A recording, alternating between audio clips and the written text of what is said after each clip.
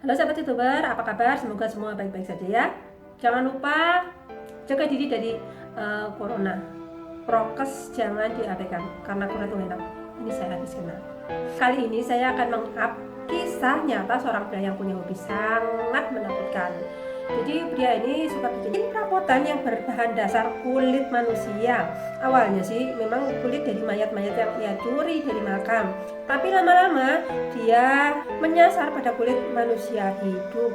Katanya lebih segar dan hasilnya lebih bagus. Kita bayangin aja sob. Kita lecet sedikit aja itu perih, nggak enak, apalagi kalau dikupas tuntas untuk disamak jadi bahan-bahan perabotan. Kan ngilu sekali bayanginnya. Kisahnya itu seperti ini, simak dan jangan di skip. Jangan lupa bagi teman-teman yang belum subscribe dong. Kasih. Nama pria itu Edgen. Dia lahir pada bulan Agustus 1906, zaman Indonesia belum merdeka, di Wisconsin, Amerika. Ayahnya bernama George dan ibunya bernama Augusta.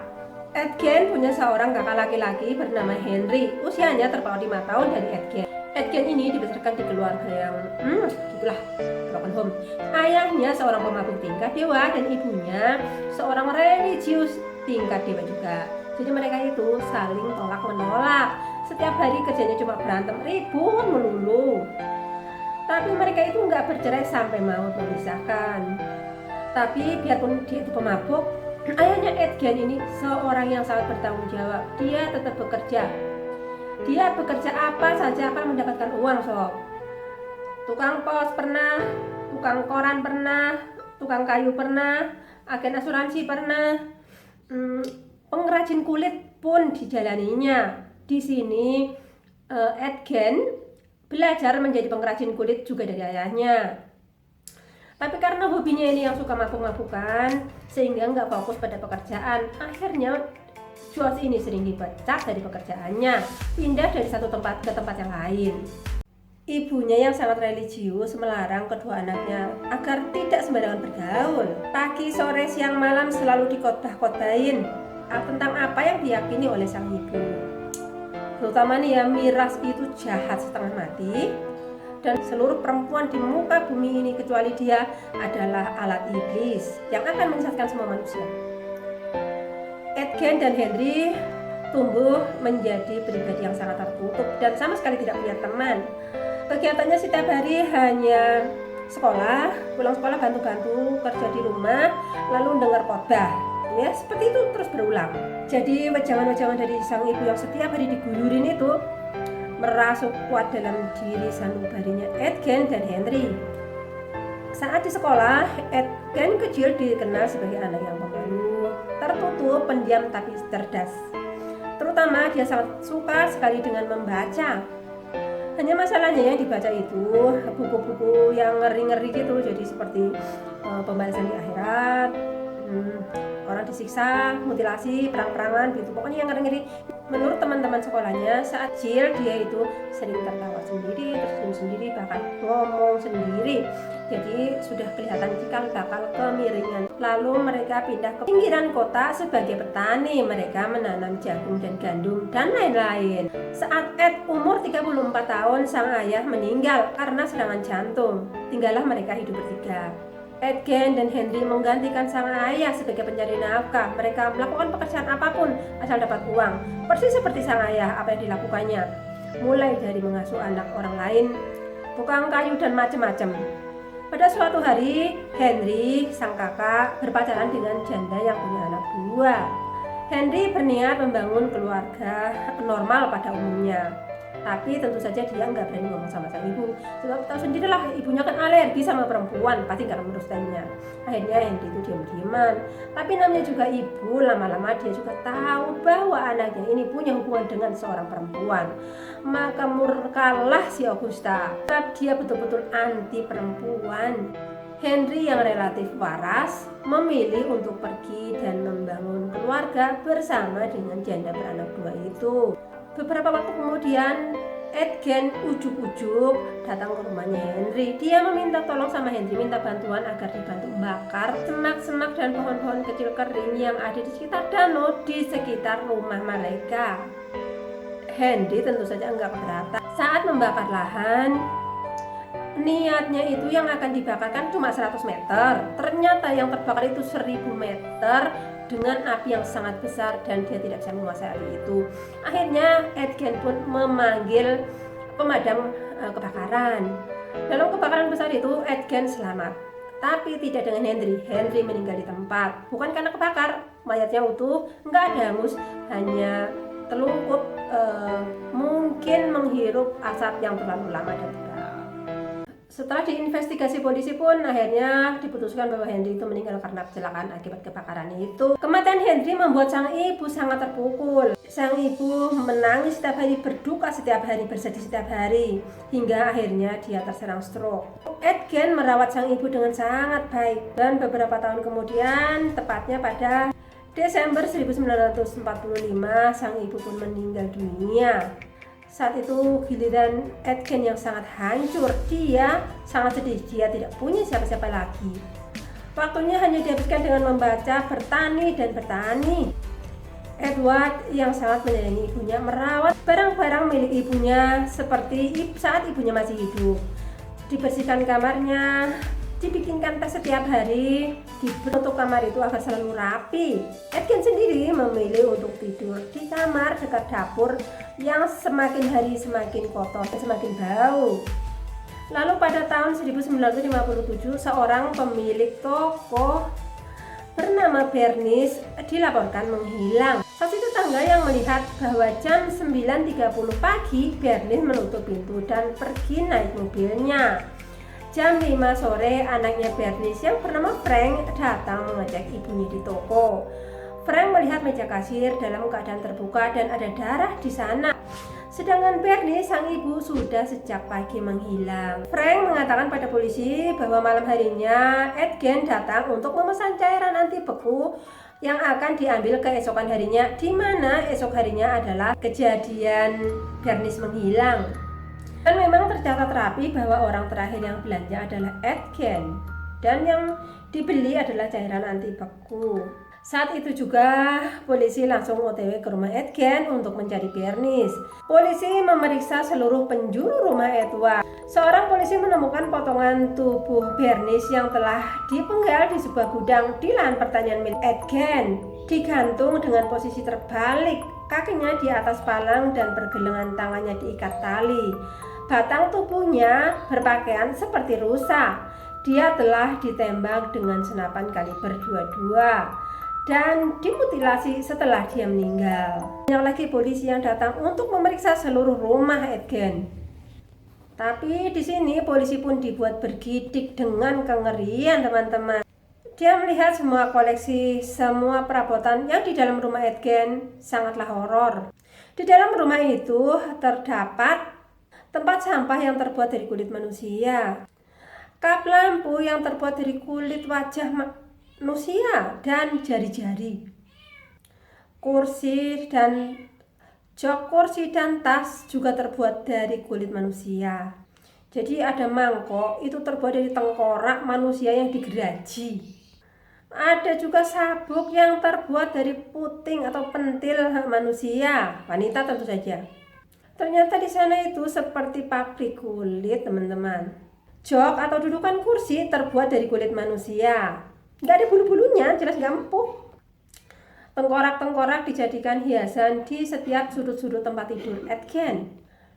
Masker yang terbuat dari kulit manusia. Jadi bikinnya pasti kulit manusia ini dikupas tuntas sehingga tetap ada hidungnya, matanya, bibirnya masih utuh, lalu dikeringkan dan dijadikan masker atau topeng. Korset yang terbuat dari batang tubuh wanita yang sudah dikuliti dari bahu hingga pinggang. Legging terbuat dari kulit kaki manusia. Polisi menemukan kepalanya Bernice ada di dalam karung goni di dalam tempat sampah.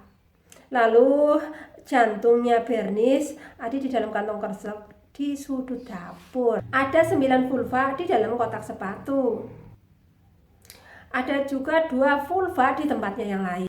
Ada 4 hidung dan 2 bibir yang dijadikan hiasan sebagai tali penari kain korden. Bukan Edgen lagi belanja di West Palmville.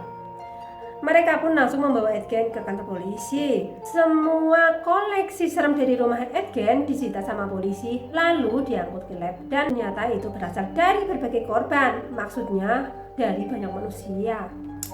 Setelah selesai difoto-foto, semua barang bukti horor itu lalu dibakar oleh pihak polisi. Edgen sangat kooperatif saat diperiksa, bahkan dia mengakui bahwa dia memproduksi semua perabotan itu sejak tahun 1947 sampai 1952. Dia mengakui dia membongkar mayat-mayat yang baru dikubur, tepatnya 40 makam yang berupaya dia bongkar, tapi ternyata hanya 10 yang berhasil. Jadi yang 30 ini gagal, mungkin pas lagi ndukir-ndukir tanah, lalu ada orang lewat atau tanah terlalu keras atau gimana. Tapi yang berhasil dibongkar hanya 10 makam. Yang terakhir adalah makam seorang wanita yang sangat mirip dengan ibunya. Dari satu mayat ini, dia memproduksi banyak sekali pernik-pernik. Hal itu membuat Edward benar-benar seolah masih hidup bersama ibunya. Tentu saja nggak mudah dong meyakinkan polisi begitu aja. Polisi pun berpikir, mana mungkin sih gali makam dalam waktu singkat. Polisi pun percaya setelah Edgen menunjukkan alat-alat dan kuburan yang sudah berhasil dibongkarnya.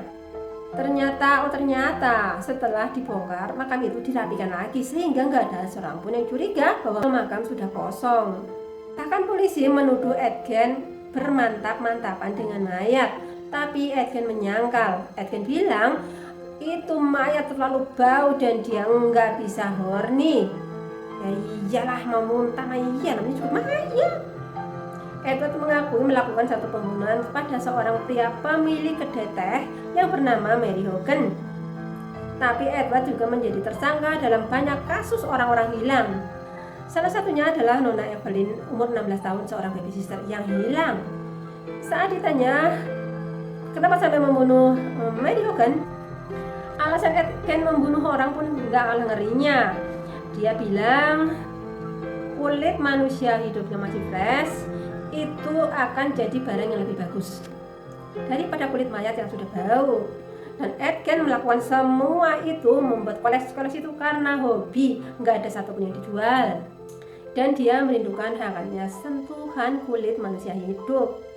Kok ya nggak meminta dipeluk orang aja, misalkan kawin kek. Saat dia memakai legging atau memakai topeng, dia itu merasa dia sedang bersentuhan dengan kulit manusia lain. Ini nih akibat dari doktrin ibunya yang nyeleneh itu. Peluk manusia hidup kan lebih enak toh. Pada tanggal 21 November 1957, sidang mulai digelar. Selama diadili, Edgen mengaku nggak bersalah. Meskipun dia mengaku pernah membunuh, tapi Edgen merasa itu terjadi karena dia sakit jiwa alias gila. Akhirnya hakim memvonis Edgen hukuman seumur hidup. Pengadilan dan tim dokter pun melakukan pemeriksaan dan mendiagnosa bahwa si Edward ini memang gemblung alias skizofrenia alias gila. Itu juga Edgen dipastikan lolos dari kamar sempit yang bernama Bui.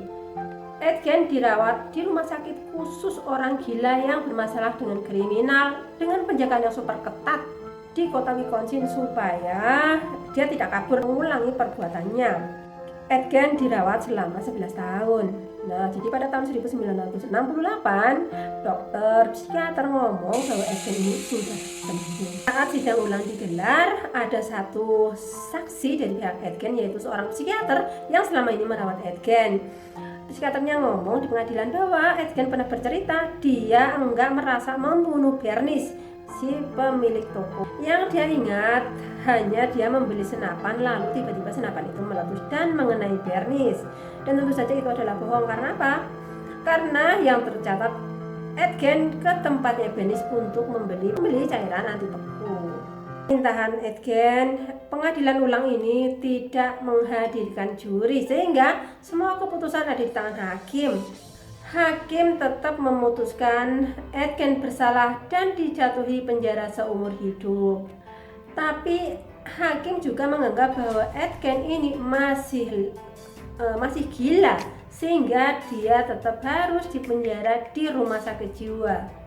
Hingga hukuman yang diterima Edgen pun hanya menghabiskan sisa hidup di rumah sakit jiwa. Etken meninggal di Mendota Mental Health Institute karena kegagalan pernapasan pada 26 Juli 1984 dalam usia 77 tahun. Dia dimakamkan di sebelah keluarganya di pemakaman Plainfield, di kuburan yang sekarang tidak bertanda. Iya, sebab nisan itu memang dicuilin sampai habis oleh horor maniak.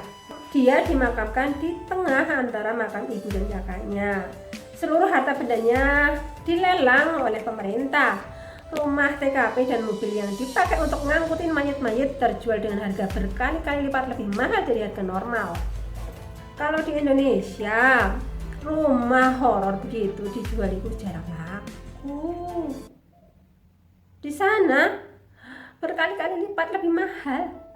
Bahkan batu nisannya yang ada tulisan Etken dipritili maling alias dicuri dengan cara nyuil sampai benar-benar habis pada tahun 2000. Jadi untuk diketahui ya sob, nggak hanya di Indonesia aja yang kenal jimat. Di luar negeri para bule juga pada demen jimat. Itu batu nisan, cemplungin ke air, diaduk, terus diminumkan ke orang demam. Kayak ponari. Saat baru-baru kejadian ya, kehororan ini sangat menggemparkan dunia. Sampai banyak yang mengambil kisahnya untuk dijadikan film. Yang unik, manusia yang ditakuti oleh hantu pun malu sama dia, serman dia sama hantu. Jangan lupa like, komen, dan subscribe ya teman-teman. Semoga teman-teman gak kena corona.